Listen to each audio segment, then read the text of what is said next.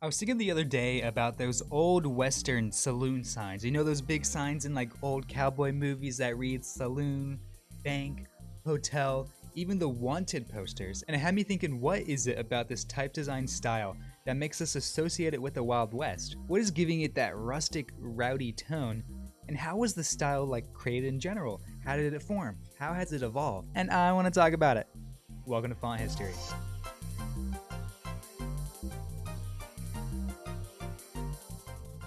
Before we get into this video, I just wanted to say that I am currently a senior in college studying graphic design.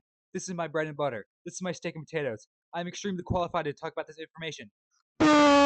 So as a little backstory, while doing research on my last video, the history of D-Done / modern serifs, whatever you want to call it, I accidentally stumbled upon the history of today's subject matter, slab serifs. And its origin actually derives from these old D-Done serifs. And I know what you're probably thinking, oh, these are two completely opposite tones.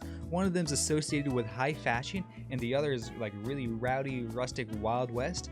How the hell did that happen? Well, when I tell you about it later, it will make sense. But before I get too deep into the story, I just want to go over briefly what a slab serif is.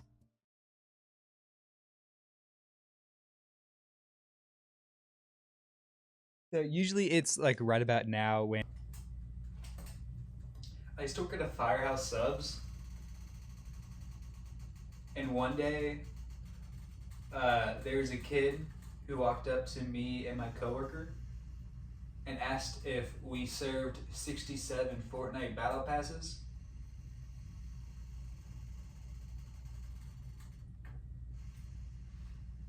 I just wanted to share that with y'all.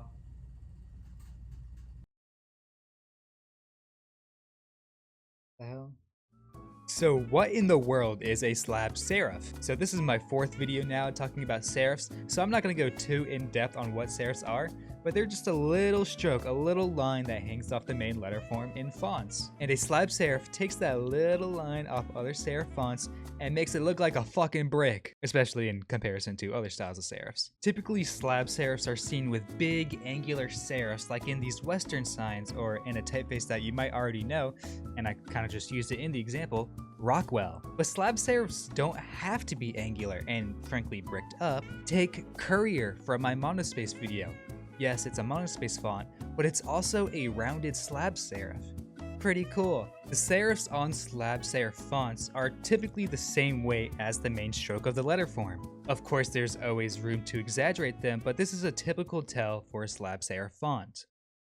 Sorry, I had to get a new mic and I have to hold it with both my hands. So now that we know what a slab serif is, how did they come about? Like I mentioned just a bit ago earlier in this video, they actually came from experimentation within D-Done type design. I recommend watching that D-Done video as well, as much of the vocabulary I use in this video is explained in that last video. So when type designers were messing with stroke width contrast or stressing in D-Done type design, they pushed this idea to its limits. When designers started using extremely bold and contrasting letterforms, it quickly garnered the name of fat faces. And so in most D-Done typefaces, including these fat faces, the stressing angle is rather vertical or close to it to mimic old traditional handwriting styles. But back in the day, designers were like, what if instead of vertical, we made it horizontal?